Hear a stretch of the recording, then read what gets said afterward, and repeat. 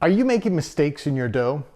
For many homemade pizza enthusiasts, the best thing you can do to improve your pizza is to troubleshoot your dough making process. Let's take a look at where it might be going wrong in your process today. Let's make some pizza. In this second video of our troubleshooting series, we're going to focus on issues that arise in the dough ball stage. We're going to look at poor results and work back from there. We're going to talk about issues of color, texture, workability, appearance, and taste. We're not going to talk about recipes or go over the process itself. I have plenty of other videos that address how to make the dough. Today we're going to look at how not to make the dough and what some of those mistakes may be that you might be making in the process. To get started, I'm going to make some dough, I'm going to make some deliberate mistakes, and then we're going to look at the results of those mistakes. I'm going to overwork dough, I'm going to overproof dough, I'm going to proof dough in a low humidity environment, I'm going to underproof dough, and then I'm going to take some dough as if I were making a cold fermentation process, and I'm going to put it in the cold too soon. I'm first going to overwork some dough, and so I'm going to take just a little bit of this dough and we're going to work it again for quite some time, another 20 minutes in the KitchenAid with the dough hook on. Then I'm going to proof some dough in low humidity. So I'm going to take another little bit of this dough, not being too precise, but about the size of a dough ball, not quite. And we're going to sort of seal this up at the bottom so that it's all kind of like our balloon. And then we're going to put this in here to proof, and I'm just going to put the one with Rudolph on it. Has no moisture in it. There's nothing there to kind of add humidity to the process. And it's porous, so some of that humidity is going to come out. So I could just do it in an open mesh or an open container, but I think that would be a little too extreme, less likely of a mistake for people to make. The next one is going to be overproofed dough. So we're going to take a little bit of this dough here. Again, a small amount. I still want to have plenty of pizza for tomorrow. I'm going to put it in the oven and I'm going to turn the light on. And by turning that light on, I'm going to raise the temperature. It's going to proof more quickly. By the end, it should be overproofed. And then for those of you who are cold fermentation fans, I'm going to take some dough, and it's only been about maybe 10-15 minutes since I finished this process, the kneading process with this dough. I'm going to take a little bit of this dough, I'm going to put it in a container, and I'm going to put it in the refrigerator. I've actually seen videos on YouTube where they don't tell you to wait, or they don't tell you how long to wait. They just say put it in the refrigerator. So this is going into the refrigerator right now. And then I'm going to take another small bit of dough, and we're just going to underproof it. So I'm going to put that in its own container, and in about, and then we'll see what happens to that. So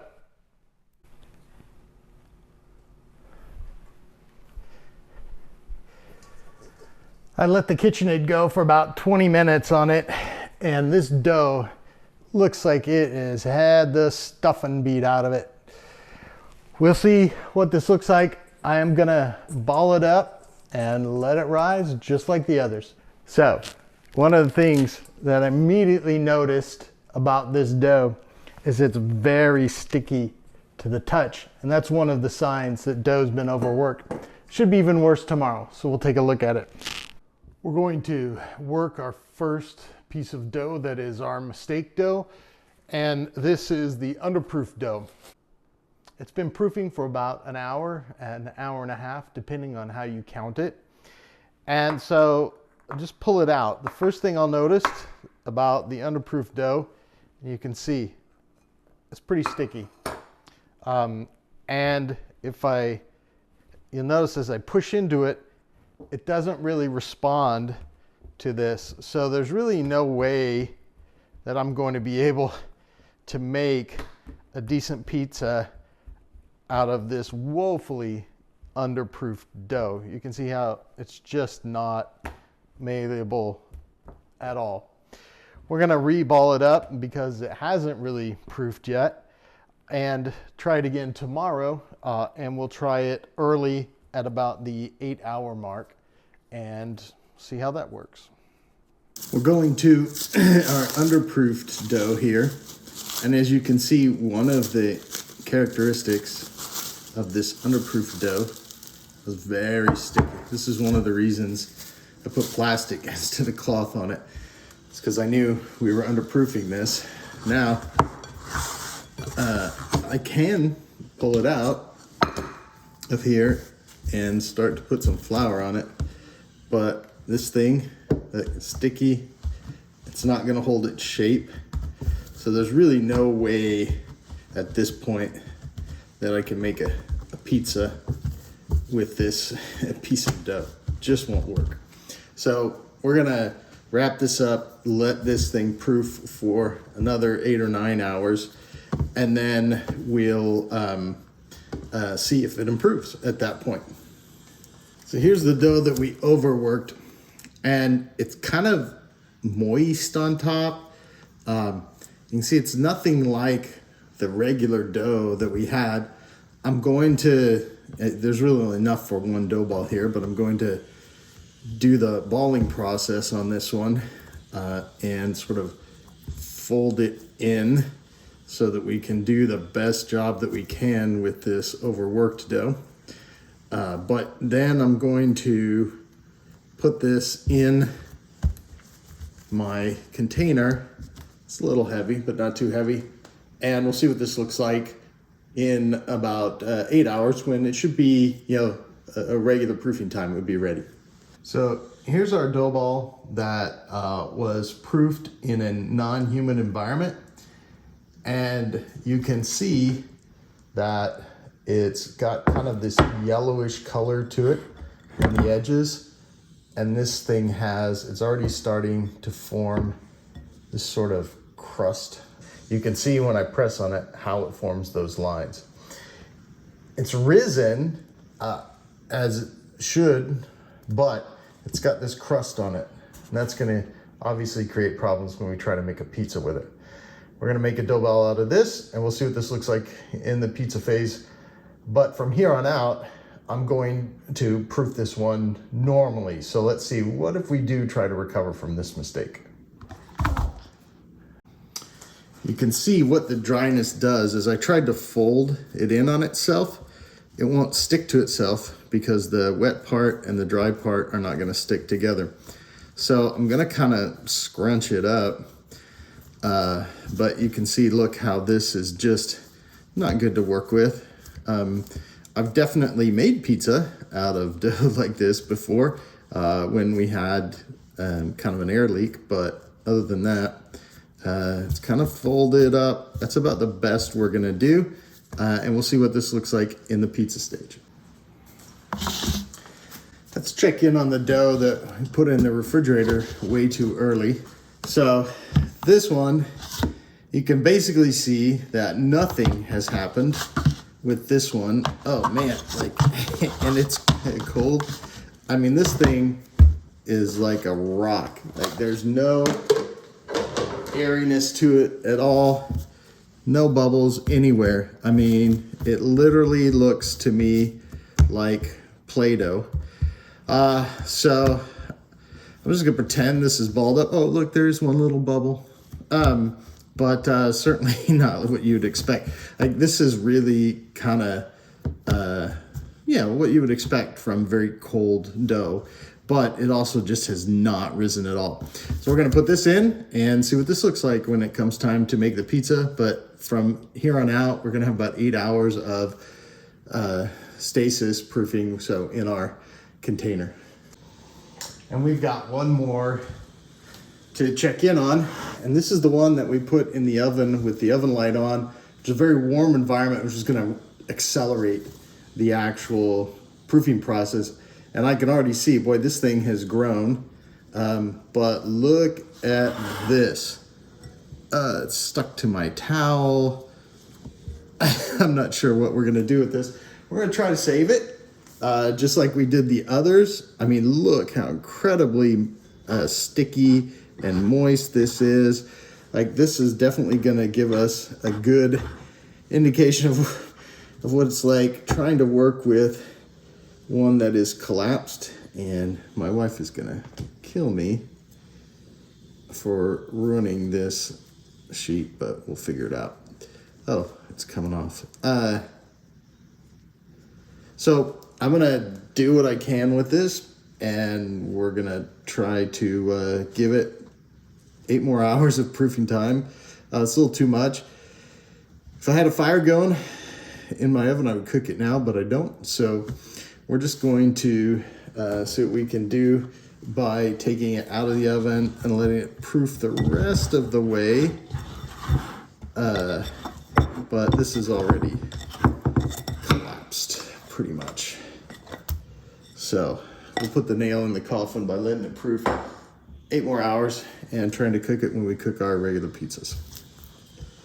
Oh, good Lord. What the hell am I gonna do with this?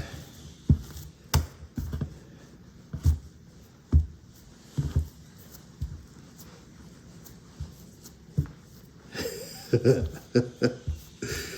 right, here we go. All right, we've got these sitting here. I've got my underproofed, my dry, my overproofed, my overworked, and the one that was put in the cold too soon. Let's start with the overworked one. The overworked one actually doesn't look as bad as I thought it would, but we're gonna take it out and see what we can do with it. This one, you recall we overworked it and then I put it here. I can already tell it's kind of heavy. You see how it kind of sits down? It doesn't have much air to it at all. And I think it's be a little difficult to work. You can see it doesn't really respond. You can tell it's quite sticky. We'll put a little extra flour on the back here so that we can work with it. It does form into a disc, okay, but it's just kind of sticky and difficult to work with. Okay, this, see how it stretches, doesn't really stretch. You know, we'll keep doing that. You can see it's kind of overworked. I'm thinking this may kind of form some holes in the middle as we try to put it in the oven.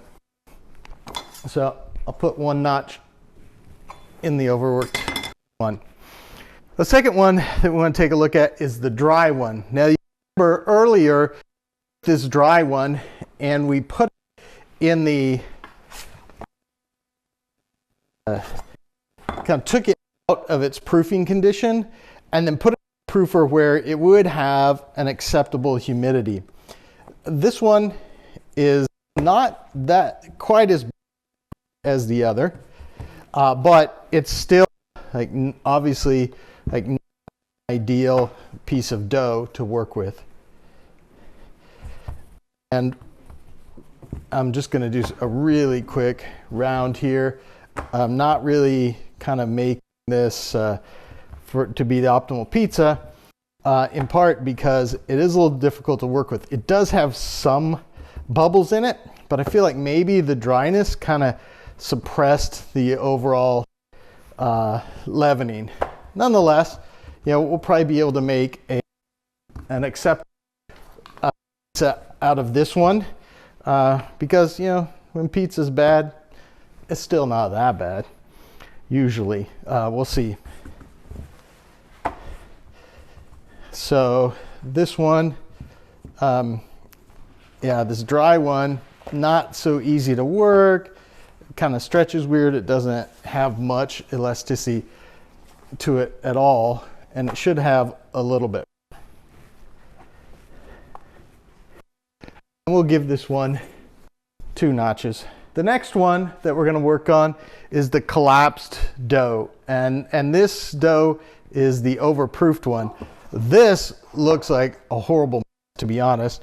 It looks extremely sticky. It did grow more than the other ones because it's overproofed. It's lightweight. This will be easy to work with from a, to form a pizza disc with, but it is a little too sticky. And I can already tell, like, it's not gonna have much rise to it. And that's the problem with the overproof. This is what they call collapsed, or collassato in Italian. This thing, is a mess. And look at that. You can see it kind of thins out. It doesn't have much structure at all to it. And I'll put this up, but you can see, like, kind of gets very thin all on its own. All right, let's take a look at our next pizza. Oops. Boy, this stuff is just, and we got a hole. So that's going to be a problem. That's a hole. Close. Hope for the best. That's very, very delicate. This thing, I don't even know if I want to put it in the oven. The next one is going to be the underproofed dough. Earlier, we took it out and we showed how difficult the underproofed dough was to work with, but it's been proofing for a good 8 hours since then. So let's take a look at this one and see. So as a disc, it's not that bad, but it feels maybe like it's still underproofed, despite the fact that we gave it a little more time. Nonetheless, not too bad. We'll probably be able to make a decent pizza out of this one. Finally, let's take a look at the one that was in the cold for too quickly. So it never fermented before being put into a cold environment. I can tell you right now, this thing is extremely sticky, and it doesn't, it feels not underproofed. It's probably going to be, if you look at this, yeah, it's kind of like a little too elastic. It pulls back a little bit. I think, our goal of salvaging it by letting it go for another 8 hours worked out okay. It's a little sticky on the bottom. Ooh, see, it's kind of sticking to itself. So this thing, and it has an okay structure. We'll probably be able to actually make a pizza out of this, but it's not going to be ideal. None of these will. I'm just showing kind of what the effects are. Okay, this is the overworked pizza. Maybe a little tricky to get this in the oven. No. There we go. And just show it going in the oven, and then you can stop it.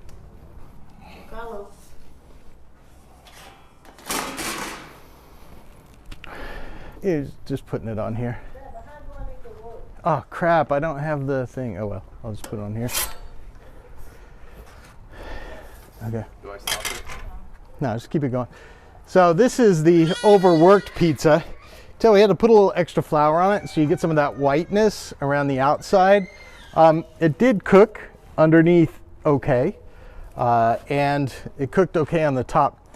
This one is going to be, should be a decent pizza. If we open it up here, you can see that the problem is that it's not airy, it's very doughy. It's very doughy around the edge. And that's kind of what happens when you overwork that dough. You don't get the oven rise that actually kind of gives you that bubbly crust. What we have is a crust that's just a little too thick. This is the one that was made with too little humidity, rising with too little humidity. I can tell right now, like, this one's going to be difficult to get off the peel. It's sticky on the bottom, even though I added extra flour. it's just not moving at all. So we're gonna have to do some emergency procedure on this.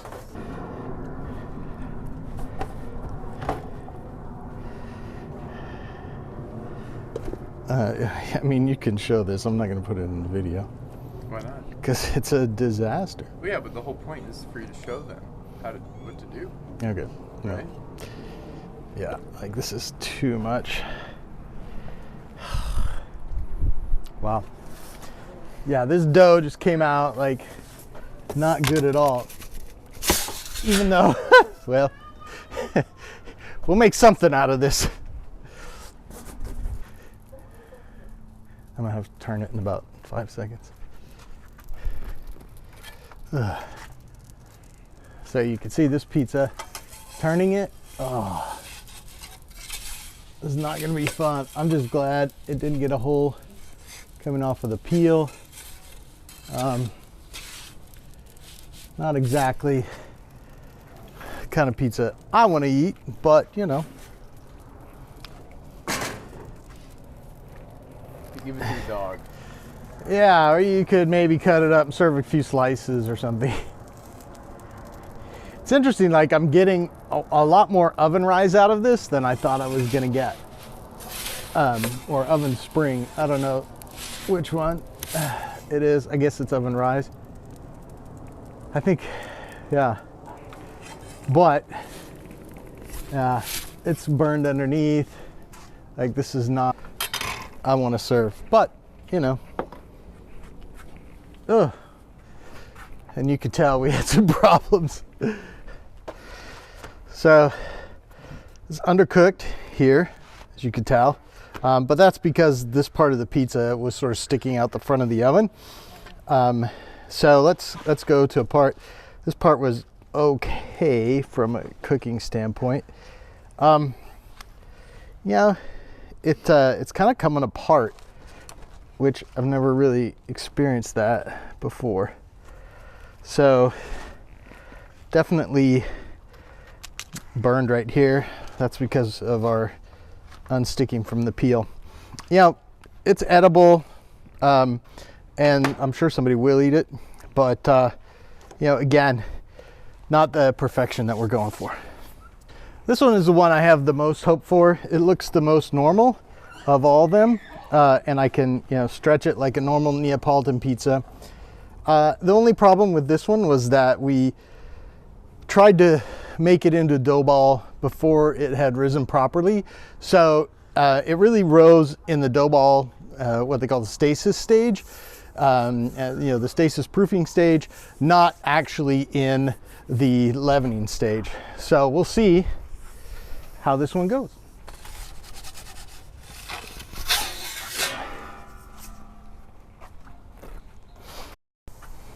This one we've successfully saved. It cooked really well. Again, this is like a proper Neapolitan pizza. Crunchy and soft all the way around. This one's a good pizza. So these are the other two pizzas that we have. This is the overproofed one, and it's collapsed. There's no way I'm gonna try to put this in the oven. I think we're just gonna try to recover it a little bit, let it rise for a while, and attempt to make bread out of it in the oven later on. So this one is going into emergency recovery. This one is the underproofed one, and it's also not fit. It's just not gonna hold together. So we're gonna try and maybe cook this as bread later on as well. So we'll just sort of recycle this puppy. Just a drink in the dark. That's about it. You're right.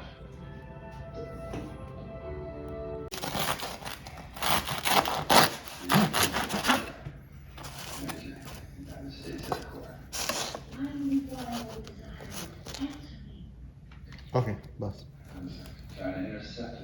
Thanks for sticking with us to the end of this video. I know it was a long one, but we really needed to do a deep dive on those 5 common mistakes They're mistakes that I've made early on, and they're common enough that they're listed in La Pizza Napolitana, which is somewhat of a definitive guide. I've talked about this book before. I recommend you get a copy if you don't have one, and there's a link to it in the description. Let's just summarize where we've been. There were 5 common mistakes. So I'm going to read these off. The first one was overworked dough. The second one was dry. The third was collapsed dough caused by overproofing. The fourth was underproofed dough. And the fifth was dough that was put in the refrigerator before it had risen enough to actually begin the proofing process. The first 2 we were able to recover and actually do pretty well with. We made some pizza with it. The pizza really wasn't ideal, but it was not bad at all. The third was the collapsed dough and the dough that was too cold, which really never fermented, which was under fermented. Those 2 we had to put aside and make bread out of. And the good news was the bread was phenomenal. And of course, the underproofed dough, with time, it just proofed out, and we were able to make a normal Neapolitan pizza from that. I hope this was worth it to you, and if it wasn't, let me know in the comments. If it was, you enjoyed it, please let me know in the comments. Please like and subscribe. It means a lot to us, and I look forward to seeing you next time.